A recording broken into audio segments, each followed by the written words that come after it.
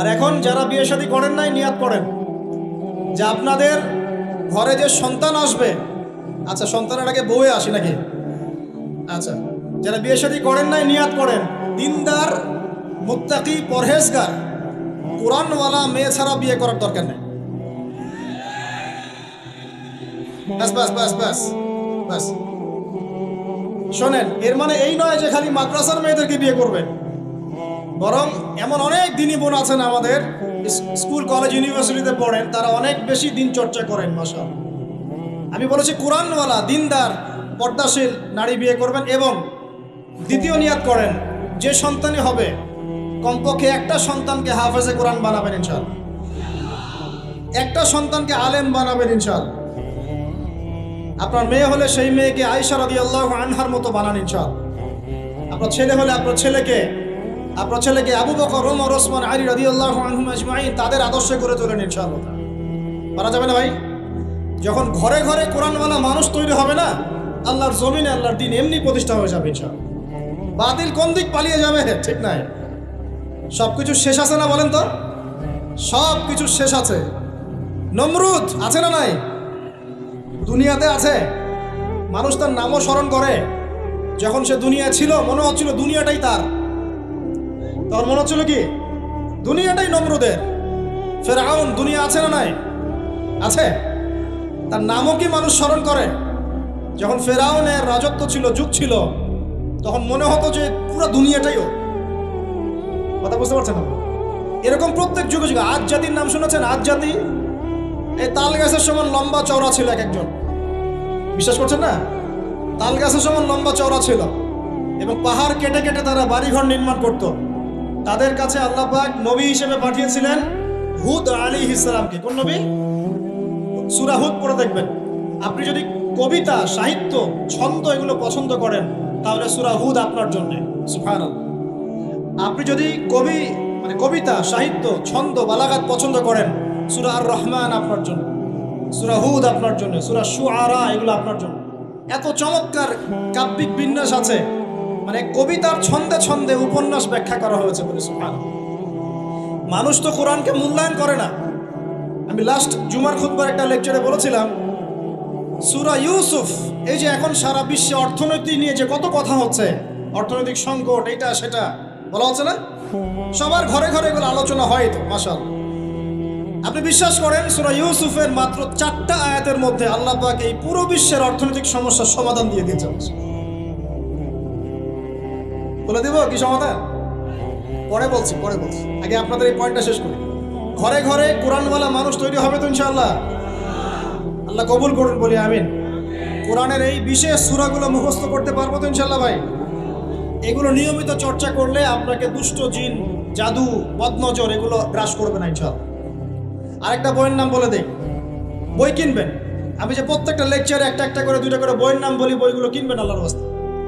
আজকে শুধু একটা বইয়ের নাম বলবো না, আজকে আমি এমন একজন রাইটারের নাম বলে দিব যে রাইটারের সবগুলো বই বাসায় কিনবেন আপনারা ইনশাআল্লাহ। যদি আপনি এই রাইটারের, এই আলেমের সবগুলো বই বাসায় রাখতে পারেন এবং চর্চা করতে পারেন, ইনশাআল্লাহ আপনি সিরাতুল মুস্তাকিমেই থাকবেন ইনশাআল্লাহ। আমি আপনার জিম্মেদার হচ্ছি ইনশাআল্লাহ।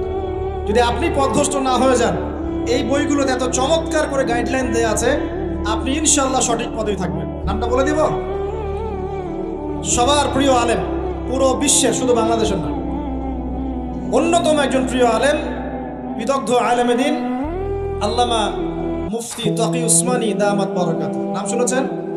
এই নামটা শুনেছেন? আচ্ছা, তার অনেক বই আছে, প্রায় 200, 300, 400। সবগুলা বই বাসায় কিনবেন ইনশাআল্লাহ। ইবাদত নিয়ে বই আছে, মুআমালাত নিয়ে বই আছে, তাসাউফ নিয়ে বই আছে, জিকির নিয়ে বই আছে, অর্থনীতি নিয়ে বই আছে, ওয়ার্ল্ড অ্যাফেয়ার্স নিয়ে বই আছে, প্রতিটা সাবজেক্ট ধরে ধরে বই আছে। কোথায় পাবেন? এই তো অনলাইনে অনেক বুকশপ আছে না, এগুলোতে পাবেন। বাংলা বাজারে ঢাকায় পাবেন। এগুলো অনুবাদ হয়ে গেছে আলহামদুলিল্লাহ। এবং বাংলাদেশে অনেক স্টুডেন্ট আছে তার হাতে গড়া। তাদের ইলম, তাদের আমল, তাদের আখলাক দেখলে পরকালকে চেনা যায়। মাশাআল্লাহ। বই কিনতে পারবেন তো একটু ইনশাআল্লাহ? আরে ভাই, ইউনিভার্সিটির ক্যান্টিনে বসলেই তো 100 টাকা শেষ হয় আপনার। আর ক্যান্টিনে যদি বোরখাওয়ালা কাউকে নিয়ে বসেন তাহলে তো শেষ। এখন সহি প্রেম করে মানুষ। এক ভাই প্রশ্ন করেছে সেদিন, কালকেই, যে সে দিনের পথে ফিরে এসেছে কিন্তু তার গার্লফ্রেন্ডকে বলতে পারে না। তো বলছে, ভাই তাকে দাওয়াত দেওয়ার খাতিরে হলেও কি ফোনে কথা বলা যাবে? কি উত্তর দিব বলেন? আপনি পবিত্র হতে যাচ্ছেন কি না? পবিত্র হতে চাচ্ছেন, পবিত্র পথে আসতে চাচ্ছেন, তাহলে অপবিত্র পথে আবার কেন ফিরে যাবেন? এগুলো কি হালাল না হারাম? আল্লাহ পাক বলেছেন, লা তাকরাবু জিনা, জিনার ধারের কাছেও যেও না, ধারের কাছেও যেও না। দেখেন, এই একই কথা আল্লাহ পাক আদম এবং হাওয়া আলাইহিস সালামকে এইরকম শব্দে বলেছিলেন, ওয়ালা তাকরাবা হাযিহিশ শাজারা, তোমরা এই গাছের ফল খেও না এমন নয়, তোমরা এই গাছের কাছেও যেও না। আমার কথা কি বুঝতে পারছেন? মানে এই বাঁশ অতিক্রম করে এসো না এমন নয়, এই বাঁশের কাছেও বসবা না। বুঝতে পারছেন কথা? একইভাবে আল্লাহ বলছেন, ওয়ালা তাকরাবু জিনা, তোমরা জেনা করো না এমন নয়, জেনার কাছেও। ফিজিক্যাল রিলেশন তো অনেক দূরের কথা, হারাম। আপনি ফোনেও কথা বলবেন না, আল্লাহ পাক তৌফিক দান করুন। আপনি যদি পবিত্র থাকতে পারেন, ইনশাআল্লাহ তাআলা আল্লাহ পাক আপনাকে আপনার উপযুক্ত পাত্রী দিবেন ইনশাআল্লাহ। আর যদি আপনি পবিত্র থাকতে না পারেন, এমন হতে পারে হয়তো আপনি পবিত্র কাউকে পান নাই, হতে পারে কিনা? আচ্ছা প্রিয় ভাইয়েরা, বইটা কিনবেন, বইটার নাম, দোয়ার বইটার নাম হলো হিসনুল মুসলিম। কি নাম? হিসনুল মুসলিম। যদি কিনতে না পারেন, ওই যে প্লে স্টোরে ঢুকেন, প্লে স্টোরে ঢুকে দেখবেন যে একটা অ্যাপস আছে হিসনুল মুসলিম। এখানে যতগুলো দোয়া আছে সবগুলো দোয়া আগামী 1 বছরের মধ্যে মুখস্থ করবেন। রাজি আছেন কিনা? আর এখানে সকাল সন্ধ্যায় পড়ার জন্য কিছু দোয়া আছে, সকাল সন্ধ্যায় পড়ার। এই দোয়াগুলো আল্লাহর ওয়াস্তে মুখস্থ করবেন, পারবেন ইনশাআল্লাহ? আল্লাহ তৌফিক দান করবেন। আমি আর একটা আমল বলে দিব, তারপর সামনে যাব। সেটা হলো 5 ওয়াক্ত নামাজ তো পড়েন মাশাআল্লাহ, নাকি? কারা কারা নামাজ 5 ওয়াক্ত পড়েন হাত তোলেন দেখি। আলহামদুলিল্লাহ, মাশাআল্লাহ, হাত নাম। আর যারা নামাজ পড়েন না তাদেরকে আমি একটা হাদিস শোনাবো, একটা হাদিস শুনবেন। নবী সাল্লাল্লাহু আলাইহি ওয়াসাল্লাম বলেছেন, قال النبي صلى الله عليه وسلم بين العبد وبين الكفر والشرك ترك الصلاة। আল্লাহ পাকের বান্দা আর একজন কাফের মুশরিকের মধ্যে পার্থক্যই হচ্ছে নামাজ। আল্লাহ পাকের বান্দা মানে মুমিন মুসলিম এবং একজন কাফের মুশরিকের মধ্যে পার্থক্য কি? মান তারাকা সালাতান মুতাআম্মিদান ফাকাদ বারিয়াত মিন যিম্মাতিল্লাহ। কেউ যদি ইচ্ছাকৃতভাবে তার উপর ফরজ নামাজকে ছেড়ে দেয়, সে যেন আল্লাহ পাকের জিম্মেদারি থেকে মুক্ত হয়ে গেল। অন্য হাদিসে আছে, মান তারাকা সালাতান মুতাআম্মিদান ফাকাদ কাফার। কেউ যদি ইচ্ছা করে নামাজ ছেড়ে দেয়, সে ব্যক্তি কুফরি করলো। বলি নাউজুবিল্লাহ। আমরা কি কুফরি করতে চাই নাকি ভাই? নামাজের কথা বলেছি, 5 ওয়াক্ত নামাজ কারা কারা পড়েন না হাত তোলেন এবার। আচ্ছা, লজ্জার কিছু নাই। এখন আমার সাথে তওবা করেন, আমার সাথে তওবা করেন, বলেন আস্তাগফিরুল্লাহ আল্লাযী লা ইলাহা ইল্লা হুয়াল হাইয়ুল কাইয়্যুম ওয়া আতুবু ইলাইহি। আল্লাহর কাছে সাক্ষী রেখে বলেন, আল্লাহ আমি জীবনে যত রাকাত নামাজ ছেড়ে দিয়েছি এর জন্য আমাকে মাফ করে দাও। ইনশাআল্লাহ আগামী জীবনে আমি বিনা ওজরে 1 ওয়াক্ত নামাজও বাদ দিব না ইনশাআল্লাহ। রাজি আছেন ইনশাআল্লাহ? বাস এই একটা নসিহত যদি আজকে আপনারা আমল করতে পারেন, ইনশাআল্লাহ আজকের মাহফিল সফল করা যাবে। আর বই কিনতে বললাম, 1 নাম্বার কোন বই বলেন? হিসনুল। আর কোন আলেমের নাম বলেছি? আল্লামা, জুড়ে বলেন। তার অনেকগুলো বই আছে, কেনার চেষ্টা করবেন তো ইনশাআল্লাহ। আল্লাহ পাক তৌফিক এনায়েত করুন, বলি আমিন। তাহলে আমরা সূরা যারিয়াতের 56 নম্বর আয়াতে কি শিখেছি ভাই? আল্লাহ রাব্বুল আলামিন আমাদেরকে সৃষ্টি করেছেন কেন? তার ইবাদত করার জন্য আছে। এখন আমাকে বলেন যে আল্লাহ পাকের ইবাদত করার জন্য আল্লাহ পাক এই দুনিয়াতে আমাদেরকে কত বছর সময় দিয়েছেন? বলেন দেখি, সর্বোচ্চ কত হবে? সর্বোচ্চ 60, 70, 100 হতে পারে। এই তো। আমরা কি চিরস্থায়ী থাকবো এখানে না চলে যাব? আচ্ছা, দুনিয়ার জীবনটা তাহলে কি? আল্লাহ পাক বলছেন, আল্লাযী খালাকাল মাউতা ওয়াল হায়াতা লিয়াবলুয়াকুম আইয়ুকুম আহসানু আমালা। আল্লাহ পাক জীবন মৃত্যু সৃষ্টি করেছেন কেন? আল্লাহ পাক পরীক্ষা করার জন্য যে এই দুনিয়ার জীবনে আমলে কে শ্রেষ্ঠ, আমলে কে শ্রেষ্ঠ। দুনিয়ার জীবনে আসার উদ্দেশ্য পেয়েছি আল্লাহর ইবাদত করা, এখন পেলাম আল্লাহ জীবন মৃত্যু কেন সৃষ্টি করেছেন, আমলে পরীক্ষা করার জন্য যে কে শ্রেষ্ঠ হচ্ছে। আমাদের উদ্দেশ্য কি? আমাদের উদ্দেশ্য হচ্ছে পুলসিরাত পার হয়ে জান্নাতে যাওয়া। উদ্দেশ্য কি? পুলসিরাত পার হয়ে জান্নাতে যাওয়া। সূরা আলে ইমরানের 185 নম্বর আয়াতে আল্লাহ পাক বলেছেন, কুল্লু নাফসিন যায়িকাতুল মাউত, প্রত্যেকটা নফস মৃত্যুর স্বাদ গ্রহণ করবে, এরপর কিয়ামতের মাঠে তাদের আজর তাদেরকে পূর্ণ মাত্রায় বুঝিয়ে দেওয়া হবে। আল্লাহ পাক বলেন, ফামান যুহজিহা আনিন নারি ওয়া উদখিলাল জান্নাতা ফাকাদ ফাজ, ওই দিন যে ব্যক্তিকে জাহান্নাম থেকে বাঁচানো হবে এবং জান্নাতে প্রবেশ করানো হবে সেই ব্যক্তি হচ্ছে সফল। কথা ঠিক কিনা? তাহলে উদ্দেশ্য পেলাম তো, আমাদের গন্তব্য পেলাম তো। আমাদের গন্তব্য কি তাহলে? জান্নাত। এখন এই দুনিয়ার জীবনে আমরা সর্বোচ্চ হয়তো 100 বছর বাঁচবো, আল্লাহ ভালো জানেন, তাই তো? এই দুনিয়ার জীবনের এই হায়াতের সবচেয়ে ইম্পর্টেন্ট টাইমটা কোনটা বলেন? সবচেয়ে ইম্পর্টেন্ট টাইম কোনটা? যৌবন কিনা? যৌবন কাকে বলে?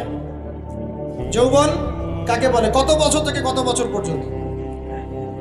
20 থেকে 40 বা 15 থেকে 40 বা 20 থেকে 50, এই তো? আচ্ছা, এই বয়সের মধ্যে কারা কারা আছেন হাত ধরে দেখি। মাশাআল্লাহ, সবাই তো দেখি এই বয়সে হাত ধরে। এখন এই বয়স সম্পর্কে আগে 2টা হাদিস শোনেন, আমার দিকে তাকান, তারপরে আমি বলছি অবস্থা কি, করণীয় কি। আমি বলেছি যুবকদেরকে কিছু নসিহত করবো, আজকে নিয়াত করেছি, ঠিক আছে ভাই? আচ্ছা, যুবকদের সম্পর্কে প্রথম হাদিস, রাসূল সাল্লাল্লাহু আলাইহি ওয়াসাল্লাম বলেছেন, কিয়ামতের মাঠে মানুষ যখন উঠবে, আমরা উঠবো কিনা? আচ্ছা, নাকি উঠবো না? যারা আগুনে পুড়ে গেছে তারা উঠবে কিনা? যারা পানিতে ডুবে গেছে, যাদের লাশও খুঁজে পাওয়া যায় নাই, উঠবে কিনা? উঠবে। আচ্ছা, যখন মানুষ উঠবে তখন তাকে 5টা প্রশ্ন করা হবে। কয়টা ভাই? এই 5টা প্রশ্নের আগে সে তার পা সামনেও ফেলতে পারবে না, পিছনেও ফেলতে পারবে না। আমরা কি একটু চিন্তা করতে পারছি কত ভয়ঙ্কর হবে বিষয়টা? এই সামান্য গরমে আমাদের অবস্থা খারাপ, সূর্য সেদিন সামনে নিচে, আর মানুষ উঠে দাঁড়িয়ে আছে, তাদেরকে 5টা প্রশ্ন করা হবে। যতক্ষণ পর্যন্ত প্রশ্নের উত্তর দিতে পারছে না, সামনেও যেতে পারবে না, পিছনেও আসতে পারবে না, পা নড়াতে পারবে না। 1, তোমার পুরো জীবনটা তুমি কোন কাজে ব্যয় করেছো? উত্তর কি রেডি আছে আমাদের কাছে? আমরা কি বলতে পারবো, হে আল্লাহ, আমরা আমাদের পুরো জীবন তোমার ইবাদত করে কাটিয়েছি? 2, তোমার যৌবন স্পেশালি তুমি কোন কাজে ব্যয় করেছো? তোমার যৌবন তুমি স্পেশালি কোন কাজে ব্যয় করেছো? যুবকরা কি উত্তর দেওয়ার জন্য প্রস্তুত আছে যে আমাদের যৌবন আমরা আল্লাহর পথে কাটিয়েছি? সবাই কি বলতে পারবো? 3 নাম্বার, তোমার রিজিকের উৎস কি ছিল? কোন পথে সম্পদ অর্জন করেছো? 4 নাম্বার, কোন পথে সম্পদ ব্যয় করেছো? কোন কোন খাতে সম্পদ ব্যয় করেছো? আমরা কি আমাদের আয় এবং ব্যয়ের হিসাব দেওয়ার জন্য প্রস্তুত? 5, তোমাকে আমি যে জ্ঞান দিয়েছিলাম সেই জ্ঞান অনুযায়ী আমল করেছো কিনা? আল্লাহ পাক আমাকে আপনাদের সবাইকে তৌফিক দান করুন, জানা অনুযায়ী আমল করার তৌফিক দান করুন। এই 5টা প্রশ্নের মধ্যে যৌবনকাল ইম্পর্টেন্ট কিনা ভাই? গুরুত্বপূর্ণ কিনা? মাথায় রাখি। সামনে একটা হাদিস শুনুন, রাসূল সাল্লাল্লাহু আলাইহি সাল্লাম বলছেন, এই কিয়ামতের মাঠেই 7 শ্রেণীর মানুষকে আল্লাহ পাক বিশেষ মেহমানদারির ব্যবস্থা করবেন, আরশের ছায়ায় ছায়া দিবেন ইনশাআল্লাহ। কোথায় ছায়া দিবেন? ওই দিন এই ছায়া ছাড়া অন্য কোনো ছায়া থাকবে না। নবী সাল্লাল্লাহু আলাইহি ওয়াসাল্লাম বলছেন, তার মধ্যে প্রথম শ্রেণী হচ্ছে ইমামুন আদিল, ন্যায়পরায়ণ শাসক। ন্যায়পরায়ণ, আচ্ছা, ন্যায়পরায়ণ শাসকের একটা এক্সাম্পল দেই। মক্কার জাহেলি যুগে সাহাবীরা ঈমান নিয়ে এসেছেন, বাস তাদের উপর নির্মম নির্যাতন শুরু হয়ে গেছে, আবু জেহেল, আবু লাহাব, উতবা, শাইবা। তখন সাহাবীরা আল্লাহ রাসূলের কাছে এসে বলছেন, ইয়া রাসূলুল্লাহ, আপনি একটু বদদোয়া করেন, তাদের উপর বদদোয়া করেন, আমরা তো আর পারছি না। নবী সাল্লাল্লাহু আলাইহি ওয়াসাল্লাম বললেন, তোমরা মক্কা থেকে হিজরত করে হাবাসায় চলে যাও। কোথায়? হাবাসা। হাবাসা মানে হচ্ছে আবিসিনিয়া। আবিসিনিয়া মানে এখনকার ইথিওপিয়া, ইরিত্রিয়া। নাম শুনেছেন কি? বিশেষ কোচিং তো করছেন অনেকে। আফ্রিকা মহাদেশের একটা ছোট্ট দেশ ইরিত্রিয়া, ওখানে চলে যাও। তখন বলেছিলেন তিনি হাবাসায় চলে যাও। সাহাবীরা জিজ্ঞাসা করছেন, হাবাসায় কেন? নবী সাল্লাল্লাহু আলাইহি ওয়াসাল্লাম বলছেন, সেখানে একজন খ্রিস্টান ন্যায়পরায়ণ শাসক আছেন, যার রাজ্যে কেউ জুলুমের শিকার হয় না। কি বললাম বলেন তো? হাবাসা কে আছেন? একজন মুসলিম না খ্রিস্টান? খ্রিস্টান ন্যায়পরায়ণ শাসক আছেন যার রাজ্যে কেউ জুলুমের শিকার, মুসলমান নন এমন একজন শাসকের প্রশংসা করে আমাদের নবীজি বললেন তার রাজ্যে কেউ জুলুমের শিকার হয়। সুবহানাল্লাহ। সাহাবীরা সেখানে হিজরত করলেন, নেতৃত্ব দিয়েছেন জাফর বিন আবি তালেব রাদিয়াল্লাহু আনহু। সেই সাহাবী বাদশাহ নাজাশী, তার নাম ছিল বাদশাহ নাজাশী, তার সামনে দাঁড়িয়ে সূরা মারিয়াম তেলাওয়াত করেছিলেন। ওই সূরা মারিয়ামে ইয়াহইয়া, জাকারিয়া, ঈসা, তার মা, এই গল্প ঘটনাগুলো আছে। এই সূরার তেলাওয়াত শুনে বাদশাহ নাজাশীর চোখ দিয়ে পানি পড়তে পড়তে দাড়ি ভিজে গিয়েছে। সুবহানাল্লাহ। শেষে তিনি ঈমান নিয়ে আসেন, মুসলমান হন, আলহামদুলিল্লাহ। আমাদের নবীজি তার জানাজার নামাজ পড়েছিলেন, আমাদের নবীজি তার গায়েবানা জানাজার নামাজও পড়েছেন। বলেন সুবহানাল্লাহ। এখানে একটা পয়েন্ট খালি বলতে চাই, একজন অমুসলিম শাসক সম্পর্কে আমাদের নবীজি মন্তব্য করেছিলেন তার রাজ্যে কেউ জুলুমের শিকার হয় না। আর আজকের দিনে সারা বিশ্বের কোনো কোনো ক্ষেত্রে মুসলিম শাসকদের ব্যাপারেও এই কথা বলা যায় না যে তার রাজ্যে কেউ জুলুমের শিকার হয়। আল্লাহ পাক বলছেন আরশের ছায়া আমি ছায়া দিব 7 শ্রেণীর মানুষকে। কয় শ্রেণী? তার মধ্যে প্রথম শ্রেণী হচ্ছে ইমামুন আদিল, ন্যায়পরায়ণ শাসক। আল্লাহ পাক আমাদের সমস্ত শাসকদেরকে ন্যায়পরায়ণ হওয়ার তৌফিক দান। 2 নাম্বার, সেই যুবককে আমি সেখানে আশ্রয় দিব যেই যুবক তার যৌবনকালটা আল্লাহর পথে কাটিয়ে দিয়েছে। এবার কি হাদিসটা আপনি পেয়েছেন? এর আগের হাদিস কি শুনলেন? পা নড়াতে পারবেন না যতক্ষণ পর্যন্ত এই প্রশ্নের উত্তর না দিচ্ছেন যৌবনকাল কোন পথে ব্যয় করেছেন। এখন যদি আল্লাহর পথে ব্যয় করেন তাহলে আরশের ছায়া ছায়া পাচ্ছেন, আলহামদুলিল্লাহ। বাকিগুলো কারা কারা একটু বলে দেই। 3 নাম্বার হচ্ছে সেই ব্যক্তি যে একজন আরেকজনকে মহব্বত করে, এক ব্যক্তি আরেক ব্যক্তিকে মহব্বত করে শুধুমাত্র আল্লাহর সন্তুষ্টির জন্য। কথা কি বুঝতে পারছেন? এই মহব্বত আবার এই ছেলে মেয়ের ফ্রি মিক্সিং না। কথা বুঝতে পারেননি? দিনের খাতিরে মহব্বত, আল্লাহর জন্য মহব্বত, আল্লাহর জন্য। 4 নাম্বার এমন ব্যক্তি যে এত গোপনে দান করে যে তার বাম হাত জানে না ডান হাত কি দান করেছে। আমরা তো এখন 1 টাকা দান করলে 100 টাকা ফুটাই। ফেসবুক আছে, মারাত্মক একটা জিনিস ফেসবুক, মানে এটা মানুষকে আর মানুষ রাখে না। যে ব্যক্তি ফেসবুকে আসক্ত তার সাথে কথাবার্তা বলা, লেনদেন, চলাফেরা খুব ডিফিকাল্ট। মানে কি বোঝেন আগে কথাটা? কেন ডিফিকাল্ট? কারণ সে এত বেশি আসক্ত এখানে যে পান থেকে চুন খসলে সে আপনাকে পাবলিকলি ধুয়ে রেখে দিবে। কিছু হইলে আপনাকে ফেসবুকে টেনে নিয়ে আসবে, ফেসবুকে সবাইকে বলবে উনি আমার সাথে এই কাজ করছেন। আপনি বলারও টাইম পাবেন না যে আপনি নির্দোষ। খুব মুশকিল না এগুলা? আল্লাহ মাফ করুক আমাদেরকে। এমন ভাবে দান করে যে বাম হাত জানে না ডান হাত কি দান করছে। 5 নাম্বার এমন ব্যক্তি যে এটা যুবক, এটাও যুবক, যাকে কোনো সুন্দরী নারী আহ্বান করছে জিনার জন্য, সুন্দরী উচ্চ বংশের নারী, যে আসো আমার সাথে জেনা করো। ওই ইউসুফ আলাইহিস সালামের মতো, মনে আছে? ইউসুফ আলাইহিস সালামের ঘটনা মনে আছে? আচ্ছা, কিন্তু সেই যুবক বলে, সেই ব্যক্তি বলে ইন্নী আখাফুল্লাহ, আমি আল্লাহকে ভয় করি, আমি তোমার সাথে খারাপ কাজ করতে পারবো।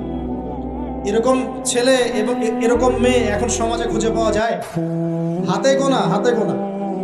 আপনি অনলাইন ঘাটাঘাটি করেন, গুগল করেন, ক্রস চেক করেন, দেখবেন বাংলাদেশের 25 বছরের কম বয়সী ছেলে আর মেয়েদের জেনার হার কত আপনি বের করে দেখেন। 25 বছরের কম যে যুব সমাজ আমাদের সামনে আছে তাদের মধ্যে কত % যুবক এখন পর্যন্ত ফিজিক্যাল সম্পর্ক করেনি কারোর সাথে, আপনি খুঁজে বের করতে পারবেন। শুধু ছেলেদের ক্ষেত্রে এটা নয়, মেয়েদের ক্ষেত্রেও আছে। এই যে অনার্স লাইফ পার করার আগেই বহু মেয়ে সতীত্ব নষ্ট করে ফেলছে, বহু ছেলে সতীত্ব নষ্ট করে ফেলছে। কথাগুলো কি রাগ করছেন? আমি আপনাদের ভাই এবং আমি আপনাদেরকে মহব্বত করি। আমরা জেনার পথে যাব না, আমরা হালাল সম্পর্ক থাকবো ইনশাআল্লাহ। যখন আপনি জেনায় চলে যাবেন আপনার কলব থেকে আল্লাহ নূর নষ্ট হয়ে যাবে। এটা এমন একটা পাপ যেটা করার পর মানুষ আল্লাহর সামনে মাথা তুলে দাঁড়াতে পারে না, লজ্জায় চোখ নেমে যায়, ইবাদতে স্বাদ পায় না। যখন হারাম সম্পর্কে, ফ্রি মিক্সিং, এগুলোতে মানুষ থাকে, ইবাদতে মানুষ স্বাদ পায় না। দিনের পর দিন ইবাদত করে মনোযোগ আসে না, মন লাগে না, চোখ দিয়ে একটু পানি বের হয় না, আল্লাহর জন্য কাঁদতে পারে না, কারণ মনের মধ্যে তো নূর নাই।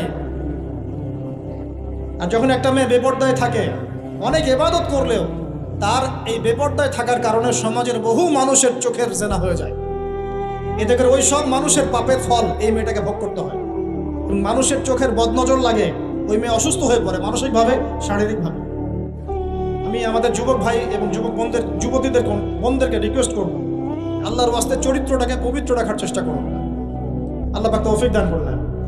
এই যুবককে আল্লাহ পাক আরশের ছায়া দিবেন, যে একটা মেয়েকে পেয়েও আল্লাহর ভয় তাকে ভোগ করে না। আল্লাহ পাক এরকম যুবক ঘরে ঘরে তৈরি করুন। তাহলে কি করবেন ভাই? হালাল উপার্জনের ব্যবস্থা করবেন, ব্যাস সরাসরি বিয়ে করে ফেলবেন। পরিবারকে বোঝানোর চেষ্টা করবেন, না বুঝলে আন্দোলন শুরু করবেন যে আমি জেনা করতে চাই না, আমি বিয়ে করতে চাই, বিয়ে আমার দেওয়ানি লাগবো, এইরকম। ব্যাস তারপর দেখবেন বাপ মা কেমন করে বিয়ে না দেয়। আল্লাহ সাহায্য করবে ইনশাআল্লাহ। আল্লাহ আমাদের যুবক ভাইদেরকে চরিত্র হেফাজত করার স্বার্থে বিয়েকে সহজ করে দিন। আবার কাউরে নিয়ে পালায় যায় না, ওই কাজ করতে যায় না কিন্তু আবার, ঠিক আছে? কারণ এভাবে কোর্টে গিয়েও যদি একটা মেয়ে বিয়ে করে, এই বিয়ের জায়েজ না জায়েজ নিয়ে অনেক কথা আছে। অতএব এইসব ঝুঁকির মধ্যে যাবেন না, বাসায় বোঝানোর চেষ্টা করবেন। আর এক শ্রেণীর ব্যক্তি আছে যাদেরকে আল্লাহ পাক আরশের ছায়া দিবেন। তারা কারা? যারা গোপনে আল্লাহকে স্মরণ করে কাঁদতে পারে। বলুন সুবহানাল্লাহ। এখন এই দুটো হাদিসের মধ্যে যুবকদের অবস্থান কি পেয়েছেন? আচ্ছা, আরেকটা শোনাই এবার। নবী সাল্লাল্লাহু আলাইহি ওয়াসাল্লাম বলেছেন, 5টা জিনিস আসার আগেই 5টা বিষয়কে মূল্যায়ন করো। 1, তোমার বার্ধক্য আসার আগেই তোমার যৌবনকে মূল্যায়ন করো। যৌবনের গুরুত্ব পেলেন তো এবার? তোমার মৌত আসার আগেই তোমার জীবনকে মূল্যায়ন করো। অসচ্ছলতা আসার আগেই সচ্ছলতাকে মূল্যায়ন করো। অসুস্থতা আসার আগেই সুস্থতাকে মূল্যায়ন করো। এবং এই যে কথাটা বললাম যে তোমার বার্ধক্য আসার আগেই যৌবনকালটাকে মূল্যায়ন করো। এই হাদিসগুলোর মধ্যে আমরা সংক্ষিপ্ত পরিসরে যৌবনকালের গুরুত্ব পাচ্ছি কিনা ভাই? এখন এই যৌবনকালটা আমাদের কাটানো উচিত আল্লাহ পাকের ইবাদতের মধ্য দিয়ে। এই যৌবনকালটা আমাদের কাটানো উচিত কয়েকটা বিষয়ের মধ্য দিয়ে। তার মধ্যে আমি 10টা পয়েন্ট আপনাকে বলবো। কয়টা ভাই? 10টা। 1, এই যৌবনকালে সবার আগে আমাদের কর্তব্য হচ্ছে দ্বীনের ইলম অর্জন করা। কি করা ভাই? দ্বীনের ইলম অর্জন বলতে আমি কি বোঝাচ্ছি? দ্বীনি ইলম অর্জন বলতে আপনাকে আমি বোঝাচ্ছি যে কমপক্ষে কোরআনটুকু তেলাওয়াত করতে শিখুন, হাদিসগুলো পড়তে শিখুন, ইসলামী বইপত্র পড়াশোনা করুন, পাশাপাশি জেনারেল সাবজেক্টগুলোও পড়াশোনা করুন। এদিকে আপনি এগিয়ে যান, এদিকেও এগিয়ে যান, দুই দিকে আগাতে থাকেন। এর পাশাপাশি বরেণ্য ওলামায়ে কেরামদের সোহবতে থাকার চেষ্টা করেন। যারা রিনাউন্ড এবং বরেণ্য ওলামায়ে কেরাম, তাদের সোহবতে থাকার চেষ্টা করেন। ইলম অর্জনের অনেক ধাপ আছে। শুরু করেন কোরআন তেলাওয়াত দিয়ে, তারপরে আস্তে আস্তে হাদিসে যান, কোরআনের তাফসিরে যান, ইতিহাস পড়েন, ইসলামের ইতিহাস পড়েন, ইসলামিক অর্থনীতি পড়েন, রাসূলের জীবনী সিরাত পড়ে দেখেন, ইসলামিক ফিকের বইগুলো পড়ে দেখেন। আস্তে আস্তে গ্র্যাজুয়ালি আপনি সামনে যান। এই সিলেবাসটা আপনি কোত্থেকে পাবেন? এই সিলেবাসটা দেখবেন প্রত্যেক জেলায় জেলায় বরেণ্য কওমি ওলামায়ে কেরাম আছেন না, তাদের সাথে পরামর্শ করবেন, আপনাকে সুন্দর সিলেবাস করে দিবে ইনশাআল্লাহ। এইভাবে আপনি পড়াশোনা করবেন এবং ওস্তাদের সাথে থেকে পড়াশোনা করবেন। একা একা সব কিছু করা যায়? একা একা সব কিছু করা যায় না। একটা সিলসিলা লাগে, একটা ওস্তাদের সোহবত লাগে, নাকি? একা একা কি কোরআন সুন্নাহ সব বুঝে ফেলতে পারবেন আপনি? তাই মনে হয়? কখনোই না। অতএব বরেণ্য আলেমদের সোহবতও লাগবে, আবার আপনার চেষ্টাও লাগবে। আল্লাহ পাক তৌফিক দান করুন। এই যৌবনকালের প্রথম কাজ কি ভাই? ইলম অর্জন করা। 2 নম্বর, এই যৌবনকালে আমরা যে পরিমাণ ফিজিক্যালি ফিট থাকি, শরীরে শক্তি থাকে, উদ্যম থাকে, আমাদের বয়সটা 40-50 হয়ে গেলে সেটা থাকবে না। থাকবে? অতএব এই যৌবনকালে বেশি বেশি ইবাদত করতে থাকেন। আল্লাহ পাক তৌফিক দান। এই যৌবনকালে 5 ওয়াক্ত নামাজ তো পড়বেনই, এর পাশাপাশি নফল নামাজগুলো পড়ার চেষ্টা করবেন। এর পাশাপাশি আপনি চেষ্টা করবেন তাহাজ্জুদের ওয়াক্তে একটু নামাজ পড়ার জন্য, কমপক্ষে 2 রাকাত, কমপক্ষে 2 রাকাত, অ্যাটলিস্ট 2 রাকাত নামাজ তাহাজ্জুদের সময় পড়ার চেষ্টা করি। আল্লাহ আমাকে তৌফিক দেখ, আপনাদের সবাইকে তৌফিক দান। ওই সময় আপনি যে দোয়াই করবেন আল্লাহর কাছে কবুল হবে ইনশাআল্লাহ। যে দোয়াই করবেন আল্লাহ কবুল করবেন ইনশাআল্লাহ। যদি আপনার রিজিকটা কি হয়? হালাল হয়। হারাম রিজিক দিয়ে ইবাদত কবুল হয়? হারাম রিজিকের দোয়া কবুল হয়? কবুল হয় না। 3 নাম্বার, এই যৌবনকালে আমরা রাসূলের সুন্নতের উপর বেশি আমল করবো ইনশাআল্লাহ। করা যাবে ইনশাআল্লাহ? তাহলে নিয়াত করতে পারি যে ইনশাআল্লাহ চেহারাগুলো পরিবর্তন হবে।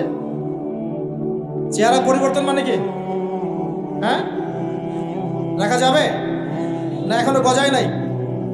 প্রত্যেক সপ্তাহে আপনাকে নবীর সুন্নতের উপর এরকম করে কুরবানি এবং জবাই করতে কে বলেছে? নবী সাল্লাল্লাহু আলাইহি ওয়াসাল্লামের সুন্নতকে জবাই করাটা কি ভালো কাজ? হ্যাঁ বলেন তো। আমরা তো এমন অনেক নাপিত ভাইদেরকে চিনি যারা এই ধরনের বক্তব্যগুলো শুনে আলহামদুলিল্লাহ জীবন পরিবর্তন করেছেন। তার দোকানে লিখে দিয়েছেন এখানে চুল কাটা হয়, দাড়ি শেভ করা হয় না। খুশি হন নাই? মুসলিমদের কথা বলছি, অমুসলিমদেরকে নিয়ে আমাদের চিন্তা নাই তো? চিন্তা আছে? একটা কথা মনে রাখবেন, একটু কথাটা মনের কান দিয়ে শোনেন। দাড়ি হচ্ছে একমাত্র ভিজিবল সুন্নত। দাড়ি হচ্ছে একমাত্র ভিজিবল সুন্নত। ভিজিবল মানে কি? যা দেখা যায়। দাড়ি একমাত্র ভিজিবল সুন্নত, দৃশ্যমান সুন্নত, যেটা নিয়ে আপনি আমি কবরে যাবো ইনশাআল্লাহ। আর কোন সাইন দেখে বোঝার বুদ্ধি নাই এই ব্যক্তি কত বড় মুসলিম, কত বড় সুন্নতের পাবন ছিল। খালি কপালের সেজদার দাগ আর চেহারার দাড়ি বাকি থাকবে। কথা বুঝতে পারছেন ভাই? নিয়াত করা যায় একটু দাড়ি ছেড়ে দিব, নাকি দাড়ি রাখলে চাকরি পাবেন না? দাড়ি রাখলে মেয়ে দিবে না নাকি? তো যে মেয়ে দাড়ি রাখলে বিয়ে করতে চায় না তাকে বিয়ে করারও দরকার নাই। আর দাড়ি রাখলে যে চাকরি আপনাকে ছাড়তে হয় ওই চাকরিও করার দরকার। চাকরির মধ্যে সব রিজিক আপনার মনে হয়? রিজিকের সবচেয়ে বড় অংশ আছে কিসের মধ্যে? বিজনেসের মধ্যে। যারা বিজনেস করে তাদের আন্ডারেই লক্ষ লক্ষ মানুষ চাকরি করে। বাংলাদেশে যে ইকোনমিক সিস্টেম, এই ইকোনমিক সিস্টেমের মূলে কারা জানেন? ব্যবসায়ীরা। কারা? বড় বড় ব্যবসায়ীরা। এমন অনেক ব্যবসায়ী আছেন যাদের একজনের জাকাতের টাকা দিয়ে একটা গ্রামের মানুষকে খাওয়ানো যায়। বিশ্বাস করছেন? ইকোনমিক তো আমার সাবজেক্ট, আমরা পড়েছি, পড়াশোনা করেন, দেখেন। বিজনেস, এরপরে আছে ক্রিয়েটিভ কোনো প্রজেক্ট, এমন কোনো প্রজেক্ট যেটা এখন পর্যন্ত কেউ লঞ্চ করে নাই। এখন অনলাইনে অনেকে আয় করেন না, আজকে থেকে 20 বছর আগে মানুষ এটা করেছিল। এখন অনেক মানুষ বাহির থেকে পড়াশোনা করে দেশে এসে এই যে ডেইরি প্রজেক্ট করছে, পোলট্রি করছে, নতুন নতুন অনেক প্রজেক্ট করছে না? কৃষিভিত্তিক অনেক কাজ করছে। তারা কি সচ্ছল না? আমি একজন ভাইয়ের কথা জানি, যিনি আলহামদুলিল্লাহ আল্লাহর এই অধম বান্দার ওয়াজ শুনে সুদের চাকরি ছেড়ে দিয়েছিলেন। চাকরি ছেড়ে দিয়ে তিনি চায়ের বিজনেস শুরু করেন, চায়ের বিজনেস। তো ইদানিং জানলাম তিনি এখন মানুষকে টাকা ধার দেন। মাশাআল্লাহ, তিনি এখন মানুষকে টাকা ধার দেন চায়ের ব্যবসা করেই। আর আমাকে তো এখনো মানুষের কাছে হাত পাততে হচ্ছে। কথা বুঝতে পারেন নাই? আল্লাহ পাক তাকে সুদ ছেড়ে দেওয়ার জন্য সচ্ছল করে দিয়েছেন। এই ওসিলা দিয়েই তিনি সচ্ছল হয়েছেন আলহামদুলিল্লাহ। রিজিক কার হাতে? এটা বিশ্বাস করেন, রিজিক আল্লাহর হাতেই। আল্লাহ পাক চাইলে আপনাকে বেহিসাব রিজিক দিবেন ইনশাআল্লাহ। অতএব সুন্নতকে বিসর্জন দিয়ে নয়, সুন্নতে থাকেন, আল্লাহ পথ খুলে দিবেন ইনশাআল্লাহ। আল্লাহ পাক তৌফিক দান করুন। যুবক ভাইদেরকে বলছিলাম, তাহলে প্রথম কাজ আমাদের ইলম অর্জন করা, তারপরে কি ভাই? নামাজের পাবন্দ হওয়া, আর নামাজ ফরজের পাশাপাশি নফলগুলোও চর্চা করা। 3 নম্বর বলেছি রাসূলের সুন্নতের উপর একদম ইস্তেকামা, দৃঢ়ভাবে আমল করা। আর সুন্নত শিখতে হলেই তো 3 দিনের জন্য বেরিয়ে যান, 7 দিনের জন্য, 40 দিনের জন্য বেরিয়ে যান। সুন্নত শিখিয়ে আপনাকে বাসায় পাঠাই দেবে ইনশাআল্লাহ। পড়াবে না? অনেক মানুষ মনে করে যে তাদের ওখানে গেলে আমার আকীদা নষ্ট হয়ে যাবে, হ্যাঁ তাই না? তারা বিভ্রান্ত। হ্যাঁ, নাউজুবিল্লাহ। স্বপ্নে পাওয়া ধর্ম, অনেকে টিটকারি মারে, স্বপ্নে পাওয়া ধর্ম। এইসব ব্যঙ্গের ছাতার মতো আদর্শের দিকে মুখ ফিরাবেন না। মাকবুল জামা, যেগুলো মাকবুল জামা, ক্লাসিক্যাল ইসলামের মধ্যে থাকেন, আপনি বিভ্রান্ত হবেন না। তারা আপনাকে কখনো খারাপ কাজে আদেশ করেছে? কত চোর ডাকাত মদখোর মানুষ সেখানে গিয়ে 5 ওয়াক্ত নামাজি হয়ে গেছে, সুদের ব্যবসা ছেড়ে দিয়েছে, মাদক ছেড়ে দিয়েছে, আল্লাহর ওলি হয়ে গেছে আলহামদুলিল্লাহ। তো আপনাকে তারা সুন্নত শিখিয়ে বাসায় পাঠিয়ে দিবে। এছাড়া আপনি অন্যভাবে শিখতে চলে শিখবেন, সমস্যা কি? যদি মাদ্রাসায় পড়ার তৌফিক থাকে তাহলে পড়বেন। সবাই কি মাদ্রাসায় পড়ার তৌফিক পাবে না। নিঃসন্দেহে কিছু মানুষ তৌফিক পাবে, কিছু মানুষ হয়তো পাবে না। যারা পাবে না তারা দিন শিখবে কিভাবে? এভাবেই তো শিখবে। সুন্নতের উপর আমল করতে হবে, এটা সবচেয়ে বড় কথা। আল্লাহ পাক আমাদের সবাইকে সুন্নাহর উপর আমল করে তৌফিক দান করুন। 4 নম্বর ভাই, যৌবনকালে আমরা আমাদের সময়গুলোকে মূল্যায়ন করবো ইনশাআল্লাহ। কথা বুঝতে পারছি ভাই? সময় মূল্যায়ন কেমন?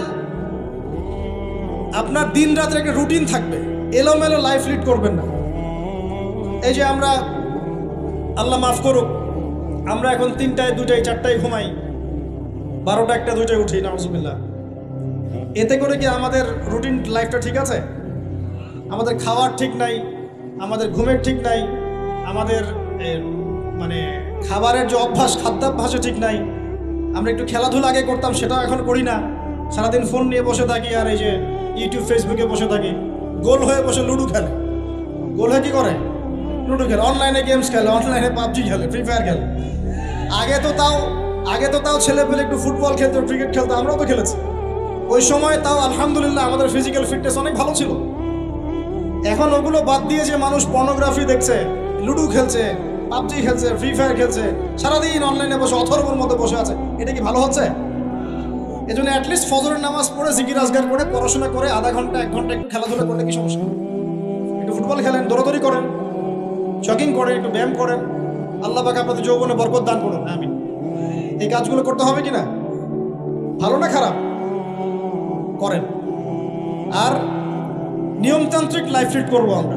নিয়মতান্ত্রিক, আমার জীবনে একটা রুটিন থাকবে, এই রুটিনের বাইরে যাব না। পড়াশোনার রুটিন থাকবে, খেলার বা এক্সারসাইজ রুটিন থাকবে, খাওয়া দাওয়ার রুটিন থাকবে, দাওয়ার রুটিন থাকবে, আমি আলেম ওলামাদের কাছে যাবো, এই রুটিন থাকবে। একটা রুটিন লাইফ লিড করবেন, এলোমেলো জীবনযাপন করবেন। আল্লাহ পাক আমাকে তৌফিক দান করুন, আপনাদের সবাইকে তৌফিক দান। কয়টা বলেছি ভাই? বলেন। 6 নাম্বার, যৌবনকালে সবচেয়ে বেশি বেঁচে থাকবো নারীর ফিতনা থেকে। কি থেকে ভাই? যৌবনকালে সবচেয়ে বেশি বেঁচে থাকবো কি থেকে? একটা হাদিস বলি, নবী সাল্লাল্লাহু আলাইহি ওয়াসাল্লাম বলেছেন, মা তারাকতু বা'দি ফিতনাতান আদাররু আলা রিজালি মিনান নিসা। আমি আমার পরে, নবীজি বলছেন, আমি আমার পরে পুরুষদের জন্য নারীদের চেয়ে ভয়ঙ্কর কোনো ফিতনা রেখে যাই নাই। কেমন ফিতনা? আপনি একটু অনেস্টলি বলেন তো দেখি, যে আমরা যারা পর্নোগ্রাফিতে টুকটাক আসক্ত বা এ ধরনের অনলাইনে বা অফলাইনে এই ধরনের হারাম সম্পর্কের সাথে আছি, মন থেকে কি আপনি ফিল করেন যে আল্লাহ আপনার সাথে আছেন? বলেন তো দেখি, অনেস্টলি বলেন। আপনি যখন নামাজ পড়ে বাসায় ফিরে যান, ফিরে যেতে যেতে যদি আপনার চোখে খারাপ কিছু পড়ে, আপনার মনের নূরটা নষ্ট হয়, আপনি বুঝতে পারেন না? বুঝতে পারেন না? যখন আপনি এরকম হারাম কোনো সম্পর্কে আছেন, নাউজুবিল্লাহ, আপনার মনটা যে শক্ত হয়ে গেছে, আপনি বুঝতে পারেন না? আল্লাহর ওয়াস্তে নারী জাতির ফিতনা থেকে সর্বোচ্চ দূরত্ব অবলম্বন করবেন। আল্লাহ পাক তৌফিক দান করুন। কি করবো তাহলে আমরা? ওই যে বলেছি, হালাল সম্পর্ক করতে পারলে হালাল, যদি করতে না পারি সবর করবেন। কি করবেন? সবর করবেন, ভালো কাজে ব্যস্ত থাকবেন, বেশি বেশি রোজা রাখবেন। কি করবেন? বেশি বেশি রোজা রাখবেন। সোমবারে রোজা রাখবেন, বৃহস্পতিবারে রোজা রাখবেন। এভাবে আপনি আপনার জীবনটা গুছিয়ে নেন, আল্লাহ পাক প্রবৃত্তিকে নিয়ন্ত্রণ করার ক্ষমতা দিবেন ইনশাআল্লাহ। এরপরেও যদি ভুল হয়ে যায়, হতে পারে এই যুগটা ফিতনার যুগ, চরম ফিতনার যুগ। যদি কোনো ভুল হয়ে যায়, খবরদার আপনি হতাশ হবেন না। ভুল হয়ে গেলে কখনো হতাশ হবেন না। হতাশা শয়তানের পক্ষ থেকে আসে, কখনো হতাশ হবেন না। দেন ওযু করে জায়নামাজে দাঁড়িয়ে 2 রাকাত নামাজ পড়ে আল্লাহকে বলবেন, আল্লাহ আমার ভুল হয়ে গেছে, আমাকে মাফ করে দাও। পারা যাবে ইনশাআল্লাহ। জীবনে কখনো হতাশ হবেন না। জীবনে যাই হয়ে যাক না কেন, কখনো হতাশ হবেন না। মনে রাখবেন, আল্লাহ আপনার রব, আল্লাহ আপনার সাথে আছেন ইনশাআল্লাহ। অতএব নারীর ফিতনা থেকে নিজেকে বাঁচিয়ে রাখার চেষ্টা করুন, আল্লাহ পাক তৌফিক ইনায়াত করুন। 7 নাম্বারটা হচ্ছে, এই সমাজ আপনাকে যেভাবে শেখায়, কিভাবে শেখায়? এই যে স্কুল, কলেজ, ইউনিভার্সিটি, চাকরি, বিয়ে, সন্তান প্রতিপালন, আর তারপর ইন্না লিল্লাহি ওয়া ইন্না ইলাইহি রাজিউন, এই তো শেখায় নাকি? সবসময় মনে রাখবেন যে আল্লাহ রাব্বুল আলামিনের পরিকল্পনাই আপনার উপরে সবচেয়ে বেশি অগ্রাধিকার যোগ্য, সমাজের পরিকল্পনা নয়। পরিবার আপনাকে চাপ দিচ্ছে, চাকরি পাস না, পড়াশোনা করিস না, হ্যাঁ পড়াশোনায় কেন তুই 80 নম্বর পাইলি না, কেন চান্স পেলি না, কবে চাকরি পাবি, কবে আমাদেরকে দেখবি, খাওয়াবি, পড়াবি, এই যে চাপগুলো চারপাশ থেকে আসে কিনা? অনেক যুবক দেখা যায় মাদকাসক্ত হয়, অনেকে দেখা যায় আত্মহত্যা করছে ইদানিং, করছে কিনা ভাই? এই শব্দটা থেকে আমি পয়েন্টটা আজকে লিখেছিলাম যে ভুলেও আল্লাহর প্রতি বিশ্বাস এবং তাওয়াক্কুল হারাবেন না। সমাজ যেভাবে শেখায়, সমাজ চারপাশে যে চাপ আপনাকে দিচ্ছে, এই চাপে নিজে গা ভাসিয়ে দিবেন না। আপনি আল্লাহর কাছে দোয়া করবেন, আল্লাহর কাছে পথ চেয়ে নেবেন এবং আল্লাহর প্রতি তাওয়াক্কুল ভরসা করবেন। কখনো আত্মহত্যার পথ বেছে নেবেন। কি হয়েছে? 80 নম্বর পান নাই তো কি হয়েছে? আপনি চেষ্টা করেছেন কিন্তু চান্স পান নাই, তো কি হয়েছে? চেষ্টা তো করেছেন আপনি। আপনি চেষ্টা করেছেন ইউনিভার্সিটিতে চান্সের জন্য, আপনি চান্স পাই নাই, চেষ্টা করেছেন না আপনি? বাস, চেষ্টা করেছেন, পাই নাই, তাকদিরে ছিল পাই নাই, বাস। আমি আমার চেষ্টা করেছি। কখনোই আত্মহত্যার পথ বেছে নেবেন না। আর আমরা পিতা মাতাদেরকে রিকোয়েস্ট করব, কোনো অবস্থাতেই সন্তানকে এত বেশি চাপ দিবেন না যে সন্তানটার এই কোমরটাই ভেঙে চলবে। এই সমস্যাগুলো দিন দিন বাড়ছে সমাজের মধ্যে।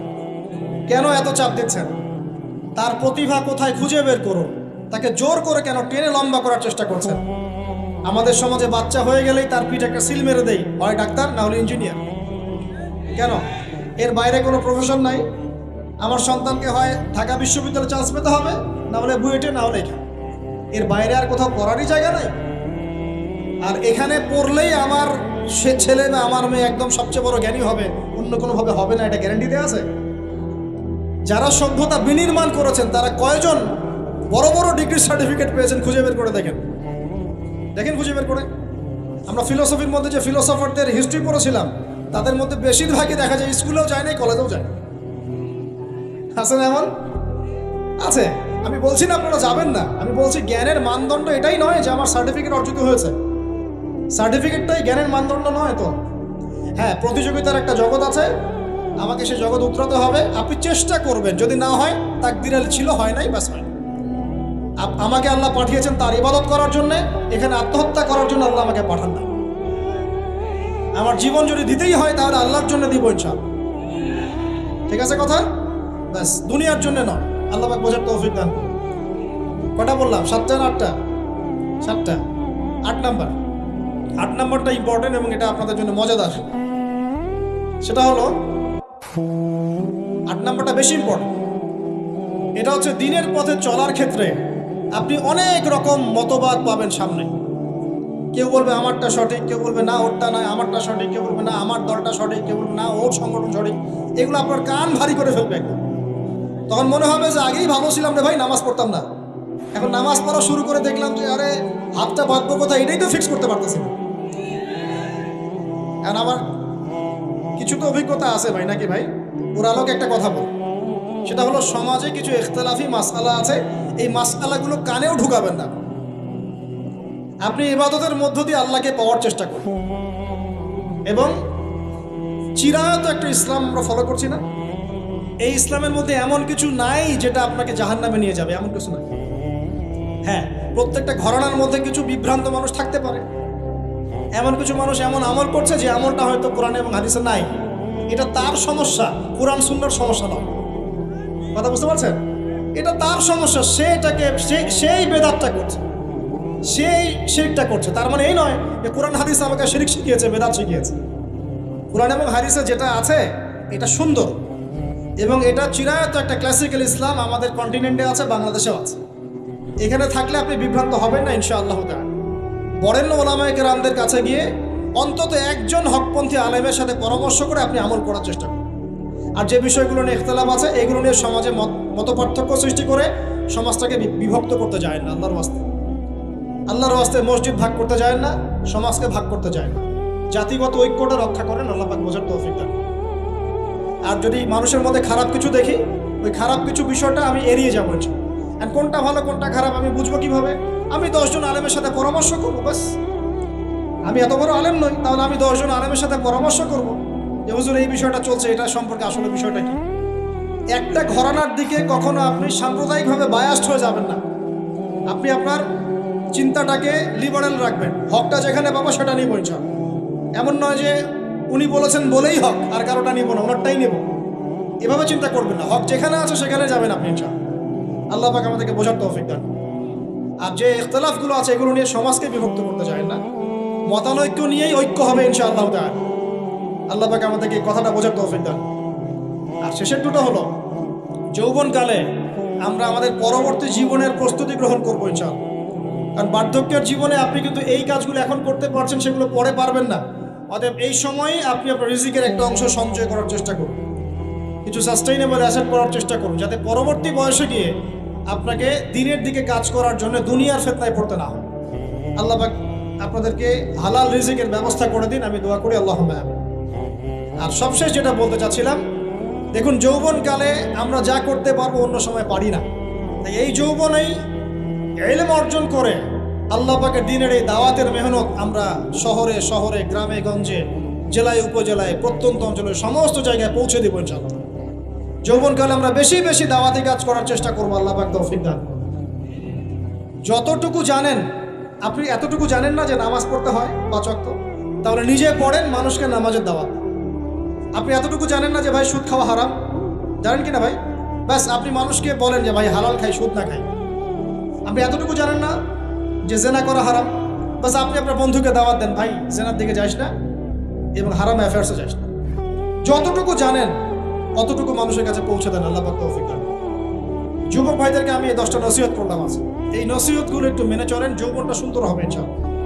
এছাড়া আর অনেক নসিহত আছে, এগুলো ওই যে বইগুলোর নাম বলে দিয়েছি, আল্লামা তাকি উসমানী হুজুরের যে বইগুলো, এগুলো পড়েন, ইনশাআল্লাহ দেখবেন আরো অনেক হেদায়েত আপনি পাবেন। মোটা দাগে কথা হচ্ছে ইলম অর্জন করতে হবে। রাজি আছে কিনা ভাই? রাজি আছে কিনা বলেন? ইলম অনুযায়ী আমল বাড়িয়ে দিব, রাজি আছে কিনা? হকপন্থী ওলামায়ে কেরামের সাথে পরামর্শ করে চলবো, রাজি আছে কিনা? আমরা যৌবনকালে হালাল রিজিক অন্বেষণের চেষ্টা করবো, রাজি আছে কিনা?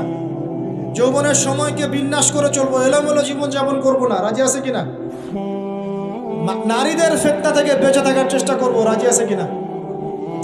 আগামী দিনের জন্য, ইসলামকে এগিয়ে নেওয়ার জন্য দাওয়াতের মেহনত করবো, রাজি আছে কিনা? আচ্ছা, এখন আসেন, এগুলো আমাদের করণীয় ছিল না, আমাদের যুবকরা এখন করছে কি সেটা? আমাদের যুবকরা এখন কিশোর গ্যাং করছে। কিশোর গ্যাং কি করছে? আপনাদের পরিবারের কর্তা যারা আছেন তাদেরকে আমি একটু রিকোয়েস্ট করবো, আপনার সন্তানের দিকে খেয়াল রাখেন। আপনার সন্তানকে যত ছোট মনে করছেন, আপনার সন্তান এখন এত ছোট নয়। কিশোর বয়সে সে এমন পাপও করে ফেলেছে যা আপনি এখনো করেন নাই। কিশোর বয়সে এমন এমন পাপ করা তার শেষ যা আপনি এখনো চিন্তাও করতে পারেন না। অতএব সন্তানকে শুধু গায়ে গতরে বড় করলে হয় না। আমরা যে সন্তানকে মানুষ করার জন্য নিজের ঘাম ছেড়ে দিচ্ছি, মানুষ করার অর্থ হচ্ছে ওর আত্মাটাকে গড়ে তোলা, দেহটাকে গড়ে তোলা নয়, তার আত্মাটাকে গড়ে তুলুন। সন্তান থেকে খেয়াল রাখেন।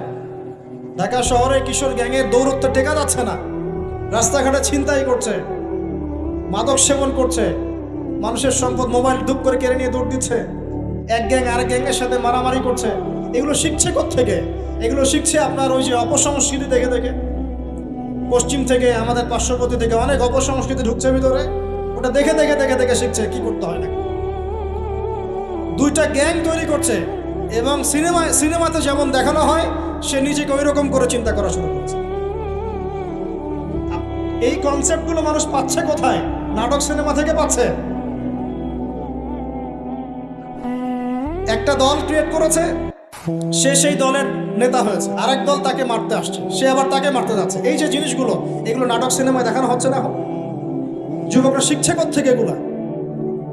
বাংলাদেশের মেয়েদেরকে একসময় শেখানো হয়েছে তুমি সুন্দর না, তুমি কি না, তাদের মনে ঢোকান তুমি সুন্দর না, আরো সুন্দর হতে চাও, আরো সুন্দর হতে চাও, এই ক্রিম মাখো, সুন্দর হয়ে যাবে। এই একটা কনসেপ্ট ঢুকিয়ে দিয়েছে মাথায়, তুমি সুন্দর না, তোমাকে আরো সুন্দর হতে হবে। আল্লাহ তোমাকে যে সৌন্দর্য দিয়েছেন এটা যথেষ্ট না, অন্যরা আরো অনেক বেশি সুন্দর, তুমি সুন্দর না, এই ক্রিম মাখো, সুন্দর হবে। এই করতে করতে করতে ক্রিমের ব্যবসা শুরু হবে। বাণিজ্য, সবকিছুর পিছনে কি থাকে? বাণিজ্য, আর কিচ্ছু না। তারপর শুরু হলো যে পার্লার, অমুক ক্রিম, তমুক ক্রিম, অমুক সোনো, এই সেই, বাস মেয়েরা পাগল হয়ে গেল। ব্যাস নতুন নতুন আমরা আমাদের সংস্কৃতি ধারণ করে যে কাপড় চোপড়গুলো পরি, কিছু মানুষ শেখালো এর চেয়ে এই ফ্যাশনটা ভালো, এটা পরো। ব্যাস ঈদে ঈদে নতুন নতুন ফ্যাশন আসা শুরু করবো। আরে পাঞ্জাবি পায়জামা পরা তো আমাদের বাপদাদাদেরই সুন্নত, এটা বাঙালিদেরই সুন্নত। সব বাদ দিয়ে এখন আমরা কি শুরু করছি দেখেন তো। তো এগুলো কিন্তু মিডিয়া দিয়ে আপনাদেরকে ঢোকানো হয়, মিডিয়ার থ্রু দিয়ে। আমরা দেখছি এখন যুবকরা, বহু যুবক মাদকাসক্ত হয়ে যাচ্ছেন, হচ্ছেন কি না? কিসের এত হতাশা ভাই? কি হয়েছে? আপনার গার্লফ্রেন্ড আপনাকে ছেড়ে চলে গেছে? তা গেছে না, হয়তো কি হয়েছে? কি হয়েছে? গার্লফ্রেন্ড ছেড়ে চলে গেছে তো কি হয়েছে? আল্লাহ পাকের জমিনে কি মেয়ের অভাব নাকি? 40 জন নারীর দায়িত্ব একটা ছেলেকে নিতে হবে সে জামানায়, মানে মা, বোন, ফুপু, খালা, স্ত্রী, এই সব মিলে 40 জন কাঁধে উঠে যাবে। এখন ঘরে ঘরে মেয়েদের সংখ্যা বাড়ছে না? নবীজি বলেছেন শেষ জামানায় মেয়েদের সংখ্যা বাড়বে, ছেলেদের সংখ্যা কমবে। কমছে কি না ছেলেদের সংখ্যা? এখন হয়তো এভারেজ 100-104, পরে দেখবেন আরও বেড়ে গেছে। শুধু আমেরিকার হিস্ট্রি ঘেটে দেখেন, ওখানে ছেলে মেয়ের অনুপাতটা কেমন, কমছে সব জায়গাতেই, আরও সামনে কমবে। তো একজন গার্লফ্রেন্ড আপনাকে ছেলে চলে গেছে, ব্যাস জীবনটা উৎসর্গ করে দিতে হবে তার জন্য? এখন কি ফেন্সিডিল, গাঁজা, ইয়াবা এগুলো সেবন করতে হবে? আপনাকে কে সৃষ্টি করেছেন ভাই? কি উদ্দেশ্যে? প্রথমে কি একটা বলেছে, কি উদ্দেশ্যে? আমাকে আল্লাহ পাঠিয়েছেন দুনিয়াতে নামাজ পড়তে, রোজা রাখতে, দিনের প্রচার করতে, দিনের জ্ঞান অর্জন করতে, এই তো। তা আমি একজন মেয়ের জন্য জীবন নষ্ট করে দিব কেন? আমি তাহলে আল্লাহর কাছে কি মুখ দেখাবো আর নবীর কাছে কি মুখ দেখাবো? ওখানে গিয়ে বলবো আল্লাহ আমি আমার অমুক প্রেমিকার জন্য আশায় হয়ে একদম জীবন দিয়ে দিয়েছি, আত্মহত্যা করেছি? গেছে ভাই, যাইতে দেন। যে ব্যক্তি আপনার অবস্থানকে মূল্যায়ন করে নাই, সে আপনার যোগ্য ছিল না। এখন আপনি কি করবেন? নিজের অবস্থান উন্নত করেন, আপনার পিছনে লাইন ধরে ঘুরবে ইনশাআল্লাহ। এটাই বাস্তবতা। দুনিয়া খুব খারাপ জিনিস। মানুষ মানুষের অবস্থানকে মূল্যায়ন করে, মানুষ মানুষের অবস্থানকেই মূল্যায়ন করে, কিন্তু আল্লাহ রাব্বুল আলামিন আপনাকে সর্বাবস্থায় ভালোবাসেন। এই যে আমরা এখন অনেক পাপ করছি না, আল্লাহ কি আমাদেরকে আযাব দিয়ে ধ্বংস করে দিয়েছেন? আল্লাহ পাক এখনো আমাদেরকে ভালোবাসেন, রহম করেন, অপেক্ষায়। আল্লাহ পাক অপেক্ষা করছেন কখন তওবা করবে, আমি তওবা কবুল করব।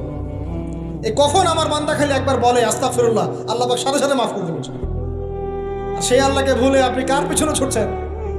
আমরা কিন্তু নিয়াত করতে পারি ভাই যে আমরা যারা ওয়াজ শুনলাম জীবনে কোনোদিন সিগারেটে হাত দিব না ইনশাআল্লাহ। রাজি আছি ভাই? অন্য বড় বড় জিনিস তো বহুত দূরের কথা। আচ্ছা, অনেকে রাজি হয় নাই কেন? আপনারা কি অলরেডি আসক্ত? আমি অনেক ভাইকে দেখেছি মাশাআল্লাহ ইফতার খুলেই একদম বেনসন টানা শুরু করে। হ্যাঁ, এটা যে হারাম আপনাদের কেউ ওয়াজ করে শোনায় নাই? এটাকে কি মনে করেন আপনারা, হারাম না হালাল? কেউ বলেছে মাকরুহ, নাকি মাকরুহ ফতোয়া দিয়েছে? মাকরুহ শব্দের অর্থ জানেন আপনি? মাকরুহ শব্দের অর্থ কি শোনেন। সূরা বনী ইসরাইল খুলবেন। কোন সূরা? সূরা বনী ইসরাইল। আল্লাহ পাক বলছেন আমি বনু ইসরাইলকে এই কাজগুলো করতে নিষেধ করেছেন। কোন কোন কাজ? জেনা করো না, জেনা ঠার কাছে যেও না, এতিমের মাল আত্মসাৎ করো না, শিরিক করো না, ইত্যাদি। যারা আলেম আছেন তারা আমার কথা বুঝবেন। এই কাজগুলোর পরে আল্লাহ পাক বলছেন যে এই প্রত্যেকটা কাজ আল্লাহর কাছে মাকরুহ, অপছন্দ। কিসের? অপছন্দ। আর এটাকে আপনি সহজ মনে করছেন? নিয়াত করি আল্লাহ পাকের সন্তুষ্টির জন্য আমরা কোনোদিনও মাদকের সাথে সম্পৃক্ত হব না। আর বিশ্বাস করেন, শুধুমাত্র মাদকদ্রব্য নিয়ন্ত্রণ অধিদপ্তর এই আইন কানুন এগুলো দিয়ে, জরিমানা দিয়ে মানুষকে মাদক ছাড়ানো যাচ্ছে না, যাবে না। কেন যাবে না এটা আপনারা খুব ভালো করেই জানেন, আমি বলতে চাচ্ছি না। অনেক সময় মাদক বিরোধী কনসার্ট করে মানুষ, মাদক বিরোধী কনসার্টে ওঠার আগে এক বোতল ডাইল খেয়ে আসে। এগুলো কি বাস্তব কথা বলছি না অবাস্তব কথা বলছি? আমাদের যুবক ভাইরা কোশ্চিন কেন মাদকের ধার কাছে যাবেন না। একটা হাদিস খালি মনে রাখেন, একটা, এই হাদিসটা মনে রাখেন। নবী সাল্লাল্লাহু আলাইহি ওয়াসাল্লাম বলেছেন কেউ যদি মাদকদ্রব্য সেবন করে তার 40 দিনের নামাজ কবুল হবে না। সিগারেট একটা খেয়েছি, 40 দিন নামাজ নাই। এরপর যদি সে তওবা করে আল্লাহ মাফ করে দিবে। আবার যদি মাদক খায় আবার 40 দিন কবুল হবে। যদি আবার তওবা করে আল্লাহ মাফ করে দিবে। আবারও যদি খায় আবারও 40 দিন কবুল হবে না, আবারও তওবা করলে আল্লাহ আবার মাফ করবে। চতুর্থবার সে যদি মাদক খায়, আল্লাহ রাসূল সাল্লাল্লাহু আলাইহি ওয়াসাল্লাম বলছেন আল্লাহ পাক কিয়ামতের মাঠে তাকে তিনাতুল খাবাল পান করাবেন। কি পান করাবেন? তিনাতুল খাবাল। সাহাবীরা বললেন ইয়া রাসূলুল্লাহ এটা কি? তিনাতুল খাবাল কি? নবী সাল্লাল্লাহু আলাইহি ওয়াসাল্লাম বলছেন এটা হচ্ছে জাহান্নামীদেরকে আযাব দেওয়ার পর তাদের রক্ত মাংসের যে পুঁজ বের হবে, এই যে ড্রিঙ্কস, জাহান্নামের হার্ড ড্রিঙ্কস, এই ড্রিঙ্কসের নাম হলো তিনাতুল খাবাল। আল্লাহ পাক আমাদের সবাইকে মাদক থেকে বাঁচিয়ে রাখুন। হতাশা মাদক দিয়ে দূর হয় না। হতাশা দূর হবে, বলে দিব, 3টা জিনিস, মাত্র 3টা। কয়টা ভাই? 1, 5 ওয়াক্ত নামাজ। 1 কি? নামাজে আপনি ওযু করে সিজদা দেন, ইনশাআল্লাহ আপনার মনে প্রশান্তি না আসলে আমাকে এসে বলেন যে আসে না। চোখের পানি, মনের আবেগ যা আছে আপনার ভিতরে, কষ্ট, দুঃখ, যন্ত্রণা সব আল্লাহকে ঢেলে দিবেন ইনশাআল্লাহ। নিজের আবেগ ধরে রাখবেন এখানে, আপনি আল্লাহর জন্য ঢেলে দিবেন। মানুষকে আবেগ দেখা কি লাভ? মানুষ আপনার চোখের পানির মর্ম বুঝবে? মানুষ কি মানুষের চোখের পানির মর্ম বোঝে? আপনার পিতা যদি মারা যায় আমার কাছে এসে দোয়া চান কান্নাকাটি করে, আমি দোয়া করতে পারবো, কিন্তু আমি কিন্তু আপনার ফিলিংসটা বুঝতে পারবো না। আপনার অনুভূতি কে বুঝতে পারবেন? আল্লাহ পাক আপনার ঘাড়ের রগের চেয়েও কাছে আছে। সুবহান সুবহান, আল্লাহ পাক ঘাড়ের রগের চেয়ে কাছে আছে। গতকালকে বাংলাদেশের একজন বরেণ্য আলেমের সাথে একটা কনফারেন্সে ছিলাম। উনি বলছিলেন যে এক ব্যক্তি, এটা শোনেন, এক ব্যক্তি খুব তার শখ যে তিনি সাহাবীদের মতো নামাজ পড়া শিখবেন। কথা বুঝতে পারছেন? সাহাবীদের মতো নামাজ শিখবেন। তো একজন বরেণ্য আলেমের কাছে এসেছেন, এসে বলছেন যে আমাকে সাহাবীদের মতো নামাজ শিখিয়ে দেন। তখন সেই আলেম আরেকজন আলেমের সন্ধান দিয়েছেন যে তুমি তার কাছে যাও, তিনি শেখাবেন। তো সেই ব্যক্তি একটু অবাক হয়েছেন, কারণ যাকে প্রশ্ন করেছিলেন তিনি অনেক বড় মুহাদ্দিস, আর যার কাছে পাঠানো হচ্ছে তিনি অত বড় মুহাদ্দিস নন, কিন্তু আবেদ, আমল করেন। তাকে গিয়ে বলছেন উনি আমাকে পাঠিয়েছেন সাহাবীওয়ালা নামাজ শিখিয়ে দেন। তখন তিনি বলছেন ঠিক আছে, সুন্দর করে ওযু করে আসো, সুন্দর করে ওযু করে আসো। ওযু করার সময় খালি খেয়াল রাখবা যে আমি ওযু করছি শুধু আল্লাহর সন্তুষ্টির জন্য। কি খেয়াল রাখবেন? ওযু করছি শুধু আল্লাহকে রাজি খুশি করার জন্য ওযু করছে, আর কোনো উদ্দেশ্য নাই আমার। ওযু করতে যাচ্ছে, তিনি আবার বলছেন দাঁড়াও, শুধু আল্লাহকে রাজি খুশি করার জন্য ওযু করো। আবার শুরু করছেন, আবার বলছেন শোনো, শুধু আল্লাহকে রাজি খুশি করার জন্য ওযু করো। এভাবে বলতেই আছেন, নামাজে দাঁড়িয়েছেন, দাঁড়ানোর আগে বলছেন শোনো, শুধু আল্লাহকে রাজি খুশি করার জন্য নামাজ পড়ো।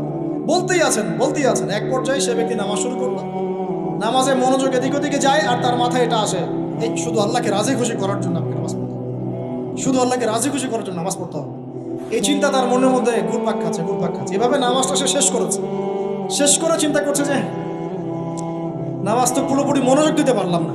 বারবার মাথার মধ্যে এরকম চিন্তা আসছে, আল্লাহ আমাকে তো মাফ করে দাও, নামাজটা আমার মনে হলো না ঠিক মতো। তখন সে ফিরে এসে তার সে ওস্তাদকে বলছেন আমার তো নামাজ এরকম করে পড়লাম, কিন্তু শেষমেশ মনে হলো যে নামাজটা হয়তো কবুল হয় নাই, আল্লাহর কাছে খুব মাফ চাইলাম, আল্লাহ আমাকে মাফ করে দাও, নামাজটা মনে হলো না। তখন সেই যে প্রথম ব্যক্তি যিনি পাঠিয়েছেন তিনি বলছেন এটাই হলো সাহাবীওয়ালা নামাজ। তারা আল্লাহকে রাজি খুশি করার জন্য নামাজ পড়তেন, নামাজ শেষ করে আল্লাহর কাছে ইস্তেগফার করতেন, আল্লাহ কিছুই হলো না, কিছুই হলো।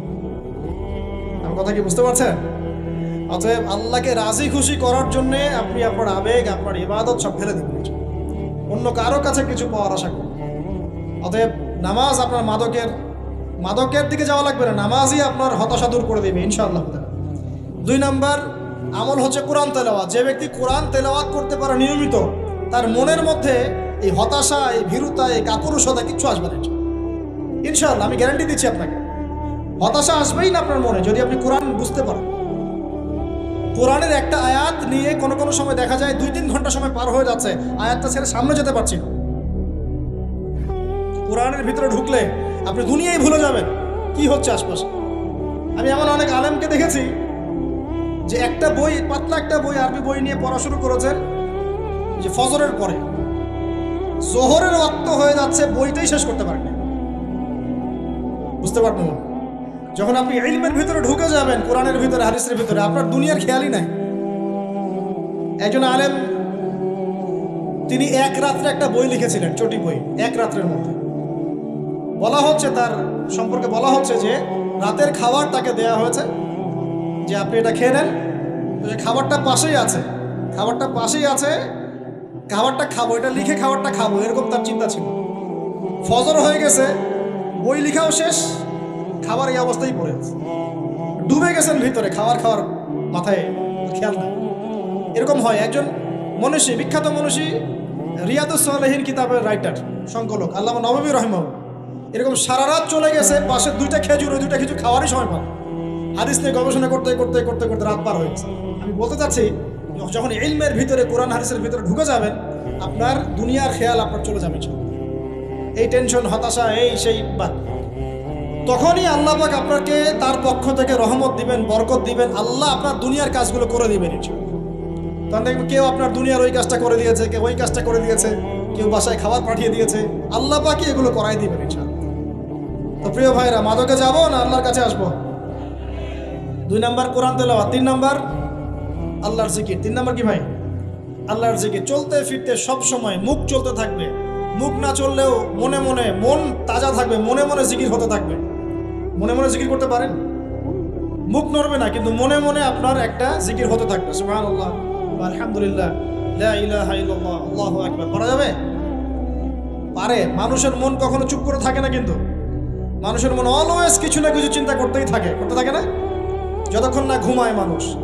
তো প্রিয় ভাইরা, বেশি বেশি জিকির করবো, সুবহানাল্লাহ, আলহামদুলিল্লাহ, লা ইলাহা ইল্লাল্লাহ, আল্লাহু আকবার, লা হাওলা ওয়ালা কুওয়াতা ইল্লা বিল্লাহ, এগুলো চলতে থাকবে। আল্লাহ পাক তৌফিক দান করুন। আমরা আমাদের সমাজে যুবকদেরকে এরকম টিকটকে দেখছি, অনলাইনে আসক্ত দেখছি, জেনায় আসক্ত দেখছি, পর্নোগ্রাফিতে আসক্ত দেখছি। আমরা দেখছি আমাদের যুব সমাজকে মাদকে আসক্ত, কিশোর গ্যাংয়ে আসক্ত। এইগুলো কি আমাদের কাম্য ছিল ভাই? আমাদের কাম্য ছিল? এই অবস্থায় কি যুব সমাজ আল্লাহ পাকের দিনের পতাকা হাতে নিয়ে আল্লাহর জমিনে দিন কায়েম করতে পারবে কিনা একটু আমাকে উত্তর দেন দেখি। এখন এই অবস্থায় পারবে? অতএব অবস্থার উন্নতি করতে হবে কিনা? উন্নতির জন্য রাজি আছি কিনা ইনশাআল্লাহ? আমরা চাই কি আল্লাহ পাকের দিনটা আল্লাহর জমিনে প্রতিষ্ঠা লাভ করুক, আল্লাহর দিন সবার ঘরে ঘরে পৌঁছে যাক, আল্লাহ পাকের দিনের যে সৌন্দর্য সবাই সেটাই, এই সৌরভটা সবাই পাক। আমরা চাই কিনা সমাজে শান্তি প্রতিষ্ঠা হোক, আবার সেই রাসূলের মতো যুগ চলে আসুক? আমরা চাই কিনা? অতএব আমাদের সবাইকে যৌবনের এই প্রলোভনগুলো থেকে বেরিয়ে এসে আল্লাহ পাকের ইবাদতে আত্মনিয়োগ করতে হবে। আল্লাহ পাক আমাদের সবাইকে তৌফিক দান করুন, বলি আমিন। আমাদের সবাইকে আল্লাহ রাব্বুল আলামিন কুরআন এবং হাদিসের গভীর জ্ঞান অর্জন করার তৌফিক দান করুন, বেশি থেকে বেশি ইবাদত করার তৌফিক দান করুন। আল্লাহ পাক সবাইকে হারাম সমস্ত রিজিক থেকে বাঁচিয়ে রাখুন, জেনা, ব্যভিচার এবং নারীর ফিতনা, মাদক থেকে আল্লাহ বাঁচিয়ে রাখুন। আল্লাহ পাক আমাদের সবাইকে হালাল রিজিক, হালাল সম্পর্ক যথেষ্ট করে দিন। আল্লাহ পাক আমাদের সবাইকে যেন দিনের দাওয়াতের মেহনত করার তৌফিক দান করেন এবং আলেম ওলামার সাথে পরামর্শ করে দিন শেখার এবং বোঝার তৌফিক দান করেন। আর লেকচার শেষ করার আগে দুটো বিষয় বলে শেষ করছি, একটু মনোযোগ দিন। একটা হচ্ছে আমাদের যুবতী দিনী বোনদের জন্য, এখানে বোনরা আছেন না? আছেন কি না? দিনী বোনরা আছেন? একটা নসিহত দিনী বোনদের জন্য আমি একটা নসিহত করতে চাচ্ছি, একটা নসিহত। আমার এই একটা নসিহত একটু মন দিয়ে শুনুন প্রিয় দিনী বোন। রাসূলুল্লাহ সাল্লাল্লাহু আলাইহি ওয়াসাল্লাম আমাদের দিনী বোনদের জন্য জান্নাতে যাওয়ার একটা ফর্মুলা বলে দিয়েছেন। আমি কি বলবো সেটা? আচ্ছা, রাসূলুল্লাহ সাল্লাল্লাহু আলাইহি ওয়াসাল্লাম বলেছেন আমাদের দিনী বোনেরা, আমাদের মায়েরা, এই নারী জাতি মাত্র 4টা কাজ করলে জান্নাতের যে কোনো দরজা দিয়ে ইচ্ছা প্রবেশ করতে পারবে। খুশি হন নাই? কয়টা কাজ? মাত্র 4টা। এক, যদি আমাদের দিনী বোনেরা 5 ওয়াক্ত নামাজটা ওয়াক্ত মতো পড়ে, আল্লাহ পাক তৌফিক দান করুন, বলি আমিন।